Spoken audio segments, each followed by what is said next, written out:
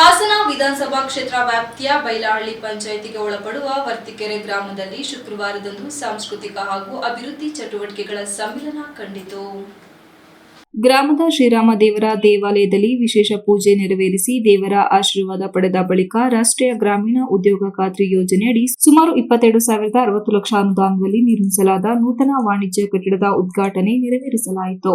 ಉದ್ಘಾಟನಾ ಸಮಾರಂಭದ ವೇಳೆ ಮಾತನಾಡಿದ ಅವರು, ಗ್ರಾಮೀಣ ಪ್ರದೇಶಗಳ ಅಭಿವೃದ್ಧಿ ನಮ್ಮ ಪ್ರಮುಖ ಉದ್ದೇಶ.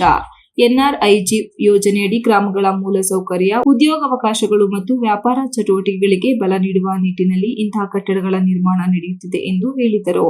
ಮತ್ತೊಮ್ಮೆ ಏನು ತಮ್ಮ ಒಂದು ಇದಕ್ಕೆ ಏನು ಗೋದಾಮು ಮಾಡಿದರೆ ಪ್ರತಿಯೊಂದು ಬೇರೆ ಬೇರೆ ಉಪಯೋಗವನ್ನು ಕೂಡ ಉಪಯೋಗಿಸ್ಕೋಬಹುದು. ತಾವು ಬರೀ ಗೋದಾಮನೆ ಅಂತಲ್ಲ, ತಾವು ಅದನ್ನ ಮತ್ತೆ ಮೇಲ್ಗಡೆ ಏನಾದ್ರು ನಮ್ಗೆ ಅನುದಾನ ಬೇಕಾಗಿದ್ರೆ ನನ್ನ ಶಾಸಕರ ಅನುದಾನದಲ್ಲಿ ಖಂಡಿತವಾಗ್ಲೂ ಒಂದು 10 ಲಕ್ಷ ಈಗ ಹಾಕ್ಕೊಡ್ತೀವಿ.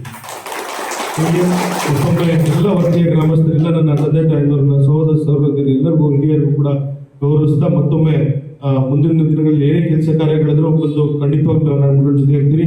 ರಾಮ ಮಂದಿರ ಈಗಾಗಲೇ ನಮ್ಮ ವರ್ತಿಕೆರೆ, ಇಡೀ ನಮ್ಮ ಹಾಸನ ಜಿಲ್ಲೆಯಲ್ಲಿ ವರ್ತಿಕೆರೆ ಅಂದ್ರೆ ರಾಮ ಮಂದಿರ ಅಂತ ಆಗಲೇ ಉತ್ತಮವಾದ ರೀತಿಯಲ್ಲಿ ಎಲ್ಲರೂ ಕೂಡ ತಾವೆಲ್ಲ ಅಣ್ಣ ತಮ್ಮಂದಿರ್ತಾವೆಲ್ಲ ರಾಜಕೀಯ ಹೊರತುಪಡಿಸಿ ತಾವೆಲ್ಲ ಅನ್ಯೋನ್ಯವಾಗಿರೋದು ನೋಡೋ ನಮ್ಗೆ ಬಹಳ ಸಂತೋಷ.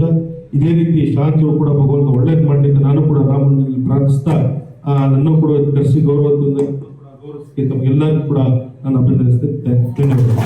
ಈ ಸಂದರ್ಭದಲ್ಲಿ ಸ್ಥಳೀಯ ಮುಖಂಡರು, ಕಾರ್ಯಕರ್ತರು, ಯುವಕರು, ಹಿರಿಯರು, ಗ್ರಾಮಸ್ಥರು, ಸಾರ್ವಜನಿಕರು ಹಾಗೂ ಇಲಾಖೆಯ ಅಧಿಕಾರಿಗಳು ಉಪಸ್ಥಿತರಿದ್ದರು. Srinivas, TV 46 news Kannada, Hassan. You are watching TV 46 News Kannada.